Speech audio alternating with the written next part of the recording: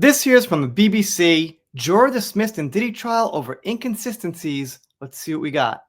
During jury selection, a juror indicated on a questionnaire that he lived in the Bronx area of New York, but more recently he told a court staffer he had moved in with his girlfriend in New Jersey.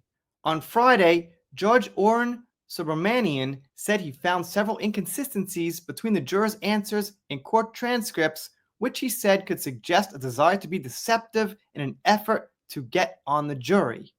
Lawyers for Combs had opposed the decision, saying that Combs would be substantially prejudiced by the dismissal of a black male from the jury. All right, like always, it's gonna be about race, I guess. The juror has been replaced by an alternative juror, a 57-year-old white father from Westchester. Combs, 55, has pleaded not guilty to charges of not safe for work trafficking, racketeering, and transportation to engage in that work in the night for money.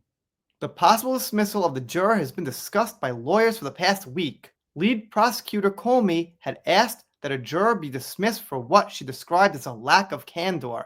The prosecution said the juror had disclosed that he recently moved to New Jersey with his girlfriend and had been staying there for most of the trial. I mean, if you're going to get into race, what's the entire jury? If it's a mixed jury anyway, I don't think that's a big deal. But in either case, if the guy was telling inconsistencies and not being truthful about his whereabouts and things like that, then he's gotta go. They go on to explain how he smudged his words a little bit. He said he was living in the Bronx with his fiancée and daughter, but then said that he was only there for 4 or 5 nights on jury duty.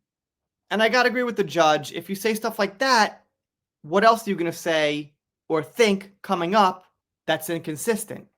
I mean, it's fair to think the guy wasn't totally going to be 100% objective. The lawyer argued that it was very common for New Yorkers to move between city and New Jersey, which isn't the point.